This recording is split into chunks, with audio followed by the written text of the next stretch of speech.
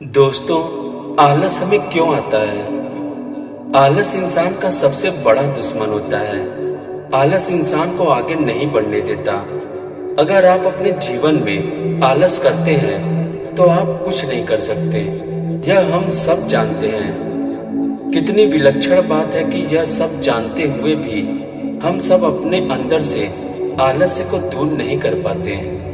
आखिर क्या वजह है कि हम में से ज्यादातर लोग आलस्य से घिरे रहते हैं और आगे नहीं बढ़ पाते अपने जीवन में? बहुत से लोग दृढ़ संकल्प की कमी और जीवन में लक्ष्य का ना होना बताते हैं। यह बात सही है, लेकिन पूरा सच नहीं है।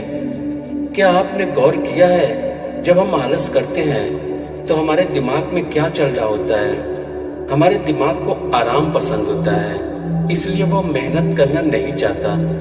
जैसे जब हम सुबह उठने के बारे में सोचते हैं कि अब मैं कल से सुबह 4 बजे उठूंगा और डेली एक्सरसाइज करूंगा, फिर उसके बाद आप सुबह का अलार्म लगा के सो जाते हैं। फिर जब सुबह 4 बजता है तो आप अलार्म बंद करके फिर से सो जाते हैं। क्या आपने गौर किया है, आप अलार्म बंद करके फिर से क्यों सो जाते हैं? क्योंकि आपका मन कहता है कि अभी 10 मिनट और आराम कर लें, 10 मिनट में क्या हो जाएगा।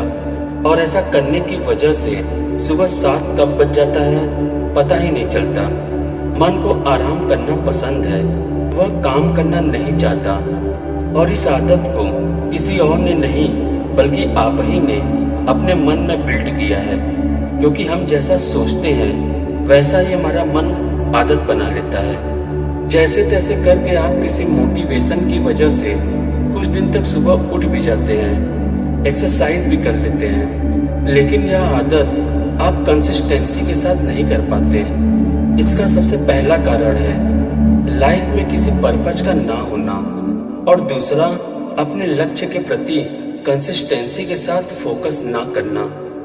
दोस्तों, कंसिस्टेंसी फोकस का मतलब यह नहीं है कि आप दिन भर केवल अपने लक्ष्य के बारे में सोचते रहें। कंसिस्टेंसी फोकस का मतलब यह है कि आप हर समय जागरूक हैं। आपको बस हर समय जागरूक होकर काम करना है। लेकिन सवाल यह है कि हर समय कोई जागरूक कैसे रहे? दोस्तों, आपको बस इतना करना है कि आपको आराम करने के बारे में नहीं सोचना है। इसका मतलब यह नहीं है कि आपको आराम नहीं करना है। आपको आराम करना है, लेकिन आराम करने के बारे में नहीं सोचना है। आपको सोना है, लेकिन सोने के बारे में नहीं सोचना है। कहने का मतलब है दोस्तों, आप जैसा सोचते हैं आपका मन भी वैसा ही करने लगेगा, और आपका मन आपकी बॉडी को वही करने के लिए इंडिकेट करेगा और आप वैसे ही करने लग जाओगे। दोस्तों, दिमाग का एक विशेष गुण होता है हैबिट, यानी आदत। आप उसे बार बार जैसा तस्वीर दिखाएंगे वह उसकी आदत बनता चला जाएगा। दोस्तों, आलस आने का एक वजह और भी है। जब आप कोई काम करते हैं और उसके रिजल्ट के बारे में सोचते हैं, लेकिन जब रिजल्ट आपके मन मुताबिक नहीं मिलता है तब आपको आलस आने लगता है। और जब रिजल्ट आपके मन मुताबिक मिलता है तब आप उत्साह से भर जाते हैं। आपका मन खुशी से झूमने लगता है।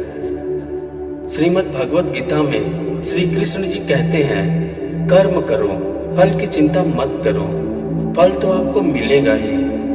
अगर आप कर्म करने के बाद फल के बारे में ही सोचते रहेंगे तो आपकी प्रोडक्टिविटी कम हो जाएगी, आपकी उत्पादकता कम हो जाएगी, आपके अंदर आलस्य आने लगेगा। इसलिए जब आप कोई भी काम करें तो उसके रिजल्ट के बारे में ना सोचें। दोस्तों, अगर आप अपने आलस को भगाना चाहते हो, आलस से मुक्ति पाना चाहते हो, नहीं चाहते हो कि आप किसी भी काम में आलस करें, तो आपको आराम के बारे में नहीं सोचना है, कंफर्ट के बारे में नहीं सोचना है। ऐसा किसी भी चीज के बारे में नहीं सोचना है जो आपको कंफर्ट जोन में ले जाए। और दूसरा, आपको अपने कर्म के फल के बारे में नहीं सोचना है। बस आपको इतना ही करना है दोस्तों। अगर आप इतना करते हैं दोस्तों, तो निश्चित ही पहले की अपेक्षा आपका आलस्य कम हो जाएगा। धन्यवाद।